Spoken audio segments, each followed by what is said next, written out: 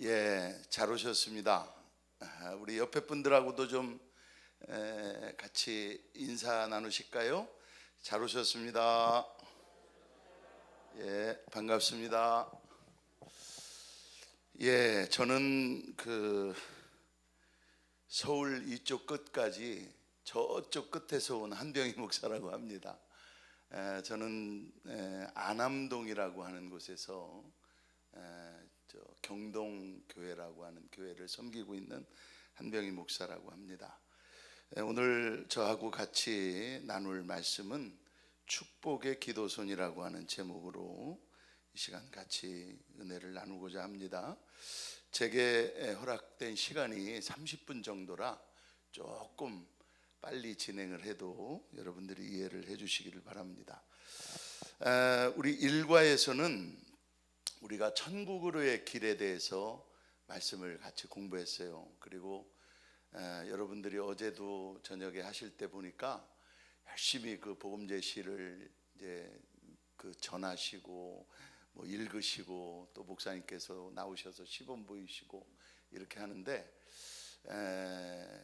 한번 따라서 하실까요? 가만히 있으면 아무 일도 안 일어난다.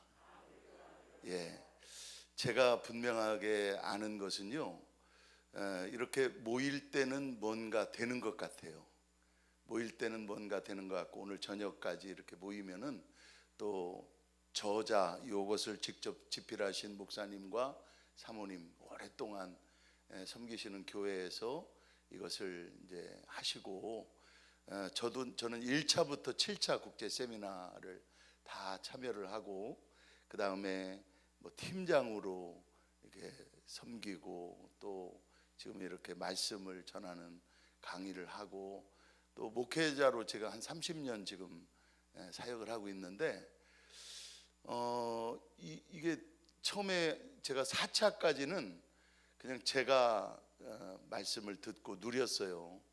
그리고서 5차 하면서 야, 이거 우리 교회에 해야 되겠다 라고 하는 생각을 가지고, 다른 분들은 저 뒤에 이제 저녁에 강의하실 목사님도 와 계신데 뭐 얼마나 빨리들 진행을 해서 이렇게 교회를 세우시는지 저는 아무것도 안 하고 가만히 있는 것 같더라고요. 근데 제 성격이 굉장히 급하고 막 다혈질 그런 적인 성격인데, 제가 제일 어려운 게 뭐냐면 가만히 있는 거더라고요. 와, 좀 죄송해요. 여기서 이런 표현을 해도 돌아버리겠더라고요. 진짜로 아주 너무너무 어려웠어요. 그랬는데 저희 교회의 어떤 영적 토양이 그냥 제가 와가지고 뭔가를 이렇게 금방 시행하기가 쉽지가 않은 토양이었어요. 그래가지고 지금도 이제 조심조심, 저희는 이제 장로 부부 6가정 해가지고 12명, 그리고 전도대 훈련, 그 다음에 뭐 개인적으로 가정들, 그 다음에 저 코로나가 조금 완화됐을 때 저희는 신방을 좀 가능한 분들 해가지고 75가정을 일과 복음 제시로 했어요. 신방을, 그 말씀을 그걸로 하고 구원의 확신을 점검하고 이렇게 했는데, 제가 깜짝 놀란 게 85% 이상이 확신이 없어요. 저희는 이제 원로 장로님이 13분 계시거든요. 시무장로가 6분 계신데, 이럴 줄 몰랐어요. 교회가 78년째거든요 올해. 그런데 와, 우리 교회가 이 정도인가 진짜 깜짝 놀랐어요. 어떻게 구원받나요? 어떻게 주님이 천국에, 내 천국에 어떻게 왜 들어가게 해야 되냐 물으니까, 아유 목사님, 제가 신앙생활한 지가 한 60년 70년 됐는데 그 정도 했으면 주님이 좀 봐주시지 않을까요? 그 제가 1초의 망설임도 없이 아니요, 그걸로는 안 돼요. 그래도 교회 별 무리 없이 열심히 봉사하고 열심히 했는데 좀 봐주시지 않을까요? 아니요. 그냥 어떻게 안 될까요? 어떻게 안 돼요. 예수 그리스도의 보혈의 피가 아니면 아닙니다. 그것이 명확해야 돼요. 그렇지 않으면은 어떻게 급하다고 바늘귀에다가 그 실을 끼지 않고 대충 묶어가지고 됩니까? 그 앞에 가보면 알아요. 뭐가 진짜 나를 천국에 들어가게 하는 건지 그걸 알아요. 결정적인 순간에 돼보면 우리 코로나 요 정도 가지고 우리 신앙의 미천이 다 드러났잖아요. 그렇지 않나요? 세한교회는 코로나 극성일 때 15번 예배를 드리셨대요. 제가 그거 너무 도전을 받아가지고 저희 교회도 19명씩 끊어가지고 그 할 때 저희도 15번까지는 아니더라도 했어요. 여러분 3년이라는 시간이 지났습니다. 저희 교우들은 자부심이 생겼어요. 코로나 기간을 우리는 이렇게 보냈다. 예배에 이렇게 어제 저녁에 우리 조덕기 사모님이 예배에 대한 것을 정말 저는 십과 강의 들을 때마다 너무너무 정말 큰 은혜를 받아요. 근데 그 예배에 대한 부분에 우리 교우들은 정말 자부심이 생겼어요. 그리고 저는 감리교 목사인데 저희는 이제 그 성북구의 감리교회가 37교회입니다. 근데 그 교회들 중에서 저희 교회를 보면서 저렇게 했어야 되는데 한 목사님 그렇게 했어야 될 것 같아. 경동교회처럼 했어야 될 것 같은데 내가 막았어. 예배를 목사님이 막았대요. 적어도 목사가 예배를 막는 그런 목사는 되지 말아야 되겠다라는 생각이 있었어요. 그래가지고 그 시기를 이제 3년은 지나갔습니다. 근데 여전히 안 지나간 사람들이 있죠. 여전히 제한되고 여전히 영향을 받고. 여러분 우리 일과에서 천국으로의 길에 대해서 배웠어요. 테텔레스타이, 예수께서 십자가에서 값을 치르셨다는 거예요. 계산 끝냈다는 거예요. 그래서 길이 열렸습니다. 그 길을 우리가 가게 된 거지요. 구원의 길이 열린 겁니다. 예수 그리스도를 구주로 믿고 그의 생명 안에 우리가 살게 되는 은혜를 입은 거지요. 그래서 예수님은 지금 어디 계십니까? 대답은 기가 막히게 잘해요. 그죠? 근데 한번 보세요. 예수님이 진짜 계세요? 그래요. 계셔야죠. 어디 안 가시고 계셔야지. 그렇지 않으면 큰일 납니다. 자, 우리 이과에서는 제가 이 말 표현 때문에 제가 그림 1대1에 큰 도전을 받았는데 우리 송 목사님이 강의 중에 이과를 설명을 하시면서 잃어버린 복음의 반쪽을 회복하는 길이라고 표현을 하셨어요.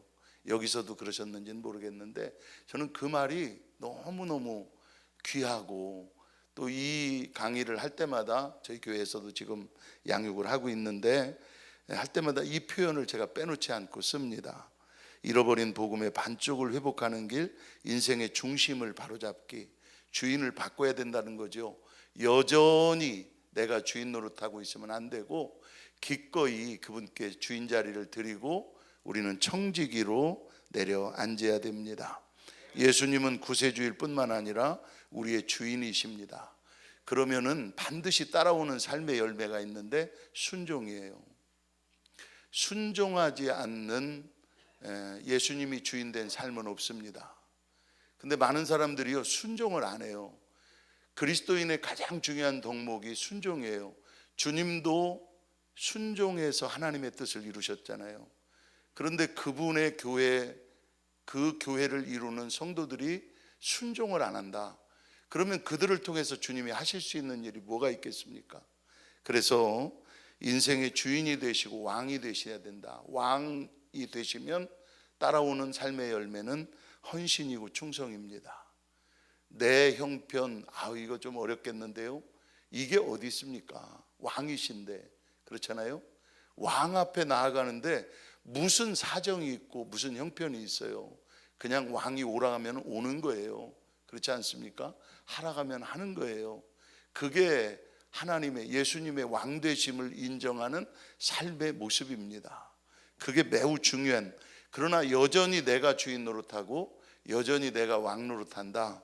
그러면 복음의 능력을 약화시키고 복음의 능력을 무력화시키는 거예요. 그런 삶을 사는 사람들이 교회 안에 죄송합니다마는 수두룩합니다.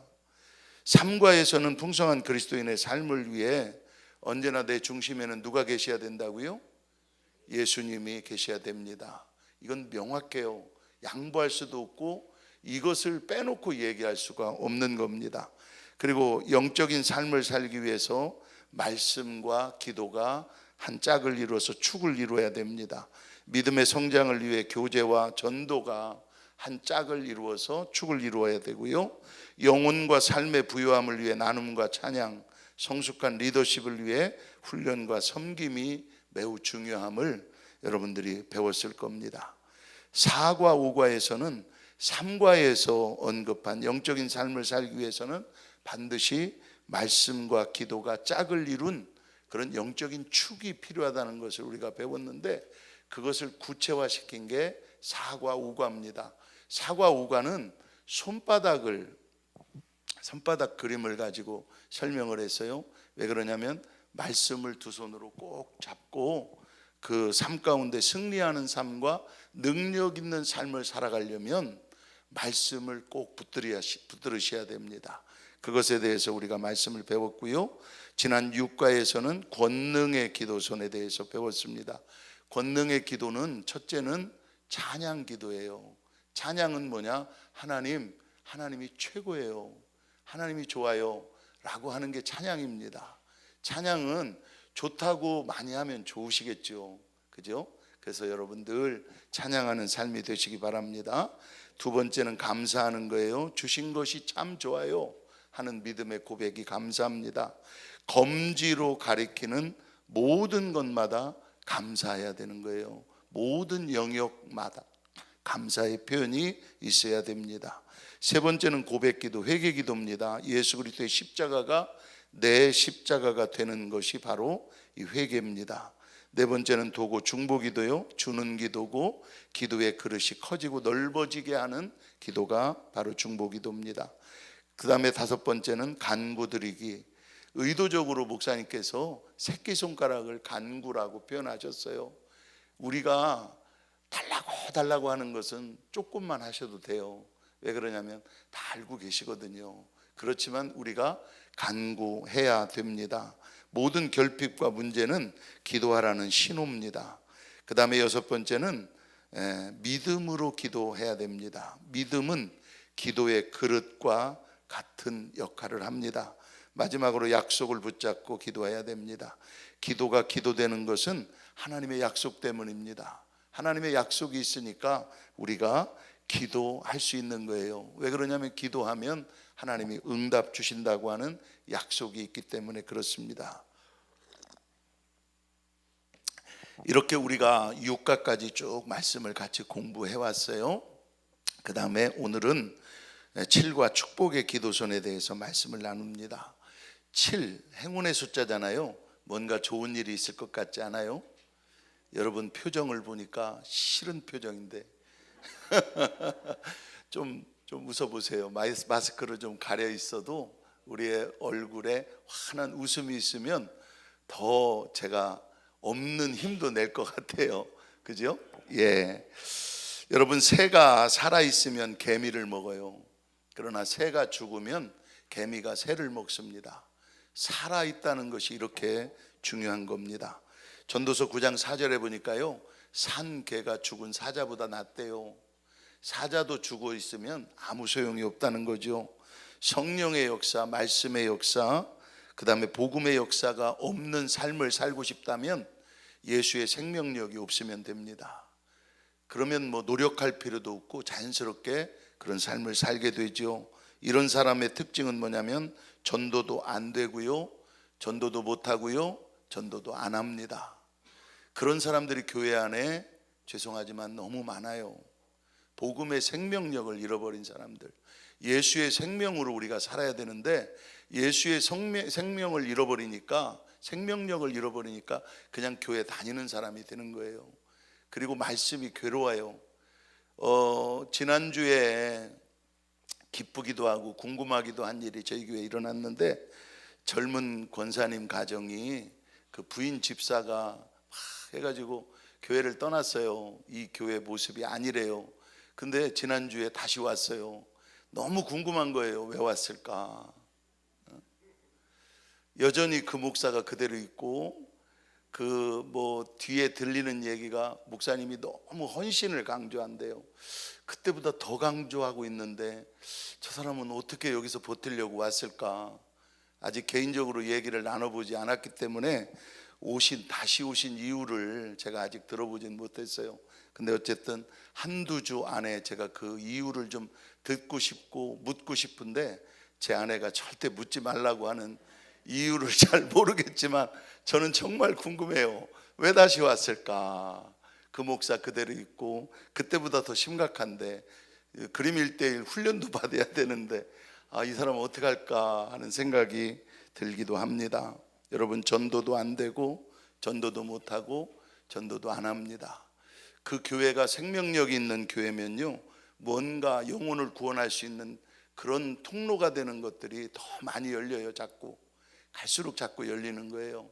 우리 이 목사님 중심으로 해서 우리 교회가 제자 훈련을 많이 하는 교회로 제가 전에 들었는데, 제자 훈련에 그림 1:1 더하면 천군 만마입니다. 놀라운 능력의 역사가 계속적으로 일어날 줄 믿습니다. 자, 한번 저를 따라서 하실까요? 축복의 손을 높이 들고 기도하자. 아멘, 아멘. 자, 기도는 응답 받아야 되겠죠. 그죠? 기도하는데 응답을 못 받는다, 그러면 큰일 아니에요. 그럼 응답 받는 기도의 비결을 오늘 이 교제를 중심으로 해서 말씀을 나누도록 하겠습니다. 첫째는 믿음으로 기도해야 됩니다. 기도는 많이 하고 오래 하는 것도 중요해요. 그러나 더 중요한 것은 믿음으로 기도해야 됩니다. 믿음은 그런데 모든 사람의 것이 아니에요. 믿음은 믿는 자의 것입니다. 믿지 않으면 그 믿음은 그 사람에게 아무 유익이 없습니다. 빨리 열심히 하는 거 이 시대의 진리로 여겨집니다. 그러나 여러분, 그것보다 더 중요한 것은 방향입니다. 방향이 잘못된 빨리 하고 열심히 하는 건 오히려 더 우리의 인생을 심각하게 만드는 겁니다. 그래서 기도는 믿음으로 하는 기도가 돼야 됩니다. 그러면 무엇을 믿고 기도해야 되는가? 하나님이 지금 여기 임재하셔서 내 기도를 듣고 있다는 것을 믿고 기도하셔야 됩니다. 그 다음에 두 번째는 하나님이 내 아버지이신 것을 믿어야 됩니다. 하나님이 언제 우리 아버지가 되셨죠?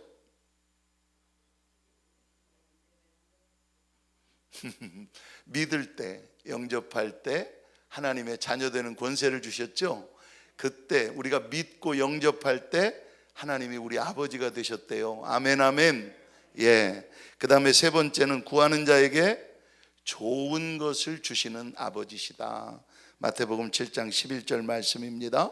그 다음에 네 번째는 문제는 기도에서 은혜 받으라고 하는 하나님의 신호입니다.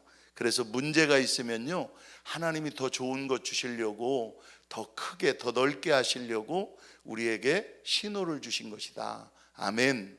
예, 그렇게 받아들이시면 됩니다.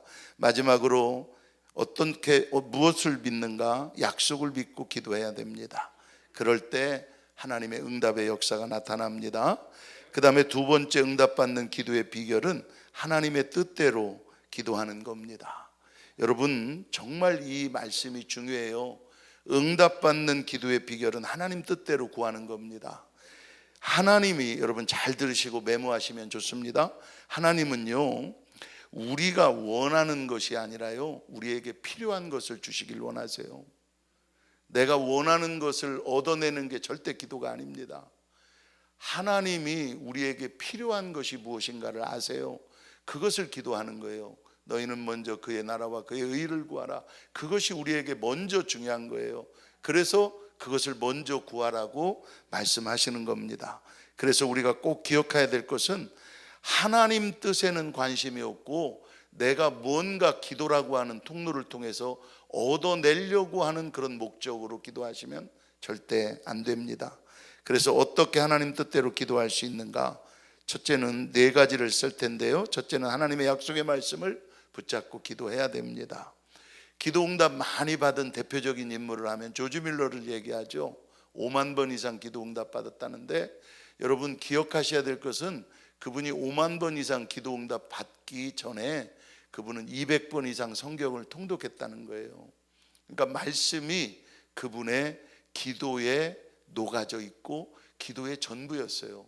그래서 약속의 말씀이 언제나 그에게 있을 때 그 말씀 붙들고 그는 기도했다는 겁니다. 두 번째, 하나님 나라와 그 의를 위해서 기도해야 됩니다. 기도의 동기와 목적이 좀 수준이 있어야 돼요. 그냥 내가 먹고 입고 쓰는 것이 내 기도의 동기와 목적이 되지 않도록 하십시오. 조금 더 수준 있는 동기와 목적을 가지시기를 바랍니다. 그 다음에 세 번째는 모든 것을 하나님의 영광을 위해서 기도해라. 그리고 마지막 네 번째는 받기보다 주는 기도를 해라. 욕심을 사명과 비전으로 바꾸는 그런 기도를 하나님께 드리시기 바랍니다. 그러면 하나님이 반드시 응답하시고 역사하실 줄 믿습니다. 그 다음에 세 번째 응답받는 기도의 비결, 중요한 것이 회개하기입니다. 이사야 59장 1절 2절에 보니까요, 하나님이 귀가 둔해서 못 듣는 게 아니고 손이 짧아 구원치 못하심이 아니래요. 하나님과 우리 사이에 죄가 가로막혀 있어서 듣지 못하게 하고 구원치 못하게 한다는 거예요. 해결되지 않은 죄가 하나님과 우리 사이에 가로막혀 있으면 그분의 생명력을 우리는 잃어버립니다. 그래서 저주와 불행 가운데 살게 되는 겁니다. 여러분, 회개하지 않은 죄가 하나님과 우리 사이에 여전히 있다면 하나님과의 친밀한 관계를 멀어지게 합니다. 그리고 은혜 받는, 또 은혜 받은 감격이 사라집니다. 그 다음에 자원하는 마음, 정한 마음이 자꾸 강팍해져요. 그래서 내 마음이 자꾸 황폐해진다고 느낀다면 여러분 빨리 회개하시고 하나님과의 관계가 회복되시기를 바랍니다. 주시고 싶어도 주지 못하는 그 아버지의 마음을 여러분 잘 이해하셔야 됩니다. 그 다음에 네 번째는, 응답받는 기도의 비결은 간절하게 기도해야 됩니다. 말 그대로 간이 저리도록 기도하는 겁니다. 그분이 기도하는 것 보면은, 하나님, 저 사람 기도 저렇게 하는데요, 저 사람 기도 좀 제발 좀 들어주세요. 다른 사람이 보기에, 목사님께서 보시기에 아무개 집사님 기도하는데 저렇게 간절하게 기도하는데 하나님 저 기도 좀 꼭 좀 들어주세요. 이렇게 다른 사람이 여길 정도의 간절함이 있어야 됩니다. 안 하고 넘어갈까 하다가 좀 하는 게 좋을 것 같아서 제가 제 얘기를 잠깐 좀 하겠습니다. 제가 예수 믿고 예수님이 나의 구세주가 되고 주인이 된 것이 고등학교 3학년 여름방학 때였어요. 그 전까지는 가고자 하는 길이 달랐습니다. 그러다가 이제 예수님 만나고 가야 되는 길이 한 길밖에 없어가지고 지금 여기에 이렇게 앉아 있게 됐습니다. 교회를 다니는데요, 제가 어렸을 때 그 중고등학교 다닐 때 그렇게 방언을 많이 했어요. 지금 이제 뭐 그렇게 그때처럼 그렇지는 않은데, 그리고 또 인식이 방언 못 받으면 구원 못 받은 것 같은 느낌이 이상하게 누가 얘기하지 않아도 그런 게 있었어요. 그래서 저희 교회도 시골 교회에서 이렇게 신앙생활할 때 보면은 그런 게 있었어요. 그래서 하나님, 저도 방언 좀 받고 싶어요. 근데 저는 아무 일도 없는 거예요. 막 입신도 하고 막 이러는데, 그래서 제가 또 속상해가지고 막 소리 지르고, 그런데도 아무 일도 없는 거예요. 그래가지고 제가 한 가지 생각한 게 뭐냐면은, 방언 받은 것처럼 행동하자. 그래가지고 제가 기도할 때 통성 기도를 시키면 멍구추단 치셔유와 멍구추단 치셔유와 그랬어요. 그게 무슨 말인 줄 아세요? 이거 알면은 정말 하늘의 사람이에요. 하늘의 사람. 멍구추단 치셔유와가요, 와이셔츠 단추구멍을 거꾸로 한 거예요. 정말 제가 방언 받고 싶어가지고 그 말을 거꾸로 하면서 제 마음이 어땠는 줄 아세요? 나는 이게 하나님의 자녀가 아니구나. 나는 마귀 새끼 같더라고요. 왜 하나님은 날 사랑하지 않을까? 하나님 지나가시다가 제 뒤통수라도 한 대 쳐주세요. 그러면 제가 그 증거 붙잡고 평생을 주님을 위해서 살 겁니다. 뒤통수도 안 치시더라고. 그러던 때가 있었습니다. 그렇게 요 자리에 앉아가지고 북치고 부응해하면 북 다쳤어요. 뭐 열심히 안 한 게 없어요. 그냥 목사님이 야 우리 병이 진짜 어떻게 저렇게 애가 믿음 생활 잘하냐. 근데 그 제 속마음은 전혀 그게 아닌 거예요. 여러분 생각해 보세요. 먼 것이단 주셔이와 먼 것이단 주셔이와 이러고 있는 제 마음이 어떻겠어요. 그런데 그런 저를 우리 하나님이 만나 주시고 방언을 주시고 은혜를 주시고 말씀 주시고 기도 응답 주시고 목사가 되게 해주시더라고요. 여러분 웬만큼 기도해서 하나님 왜 안 주시냐고 하지 마세요. 먼 그치단 치셔이와 안 해보신 분들은 오늘부터 그거라도 하세요. 그러면 하나님이 정말 여러분들의 간절함에 분명히 역사하세요. 여러분 기억하십시오. 어렵고 힘들 때 하나님이 멀리 느껴질 때 기억하세요. 우리 하나님은 좋으신 하나님이세요. 언제나 누구에게나. 아멘 아멘. 예. 그래서 여러분 간절하게 기도하시기 바랍니다. 그 다음에 5번째 인내하기. 새끼손가락 끝까지 낙심하지 말고 기도할 때 제일 큰 문제가 누가복음 18장 보니까요, 예수께서 그들에게 항상 기도하고 낙심하지 말아야 할 것을 비유로까지 말씀했어요. 그러니까 기도하면서 여러분 낙심하지 마시기 바랍니다. 끝까지 죽을 때까지 요셉같이 유언으로 남겨서까지 여러분 그 응답의 역사를 내가 보리라 들으리라 내가 체험하리라, 이런 끝까지 기도하고자 하는 인내가 여러분에게 꼭 있기를 주의 이름으로 축원합니다. 저는 성경에 보니까 하물며 너희일까 보냐, 믿음이 적은 자들아, 이 말이 참 좋아요. 하물며 너희일까 보냐, 하물며 너희 아버지일까 보냐, 이런 표현들. 주시겠다는 얘기예요? 안 주시겠다는 얘기예요? 주시겠다는 얘기죠. 그러니까 여러분 끝까지 기도하시기 바랍니다. 6번째는요, 합심으로 기도하라 말씀해요. 사도행전 1장 12절부터 14절에 보면 교회의 역사가 시작된 사건이 나옵니다. 오순절 다락방 사건이고 성령 강림의 사건입니다. 근데 이 오순절 기도는 특징이 있어요. 합심해서 기도했다는 거예요. 모두 한 자리에 모여서 기도했어요. 여러분 모닥불이 활활 이렇게 탈 때는요, 웬만한 바람이 불면 더 잘 탑니다. 그리고 어느 정도의 비는 와도 영향을 끼치지 못해요. 그러나 그 장작개비 잘 타고 있는 장작개비 꺼내서 한쪽으로 놓으면요, 바람은 바로 꺼지는 조건이 됩니다. 비가 오면 그건 틀림없이 빨리 꺼져요. 아무 일도 안 했는데도 잘 타던 장작개비가 떼어놓기만 한 그 조건 하나로 꺼져요. 그러나 그 장작을 다시 그 모닥불에다가 넣으면요, 다시 타기 시작합니다. 그리고 웬만한 바람에 꺼지지 않고요, 비가 와도 어느 정도까지는 그 비가 영향을 끼치지 못해요. 그것이 합심 기도의 특징입니다. 그래서 모두 한 자리에 모여서 강력한 기도를 하나님께 드렸고요, 더불어 마음을 같이 해서 기도했습니다. 그리고 오직 기도에만 힘썼다고 했어요. 이전에 우리가 쓰던 한글 개혁판에는 전혀 기도에 힘썼다 이렇게 표현하고 있습니다. 그 다음에 오로지 기도했다, 힘을 들여서 기도했다는 겁니다. 기도는 가만히 있으면 저절로 되는 게 아닙니다. 힘써서 기도하셔야 돼요. 의지적으로 결단해서 기도하셔야 돼요. 응답받기를 원하면은요, 그 자리에 계속 머물러 있어야 돼요. 기도가 잘 안 되면요, 될 때까지 기도해야 됩니다. 하나님이 기도의 문을 열어주시기를 기도해야 돼요. 목사님, 어떻게 하면 기도할 수 있죠? 제 기도가 어떻게 하면 깊어지고 넓어지고 오래도록 기도할 수 있죠? 배우셔야 돼요. 그런 사모함에 하나님이 역사하시는 겁니다. 그 다음에 마지막으로 예수 이름으로 기도하실 때 응답의 역사가 나타납니다.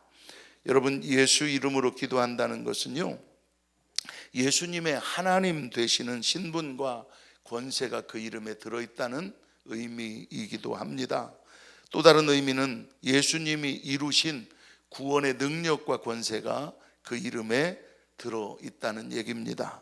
그리고 예수님이 성취하신 약속의 능력이, 성취의 능력이 그 이름에 들어있다는 얘기입니다. 무슨 말씀이냐면 예수 이름을 우리에게 주셨다는 것은요, 그 이름을 가지고 할 수 있는 모든 권세를 우리에게 주셨다는 그런 말씀입니다. 예수 이름에 능력이 있습니다. 예수 이름은 귀신을 쫓아내는 능력이 있어요. 예수 이름은 죄를 사하시는 능력이 있습니다. 예수 이름은 죄의 유혹을 이기는 능력이 있어요. 악한 원수마귀를 이기는 능력이 있어요. 병을 이기는 능력이 있어요. 그 이름의 권세와 능력을 사용하셔서 날마다 승리하시기 바랍니다. 한번 따라서 하시죠. 기도하면 하나님이 오신다. 기도하면 성령이 역사하신다. 기도하면 능력이 나타난다. 기도하면 하나님의 역사의 주인공이 된다. 여러분 다시 한 번만 따라서 하십시오. 권능의 손을 높이 들고 기도하자. 할렐루야. 주님이 제게 주신 모든 권위로 여러분을 축복합니다. 감사합니다.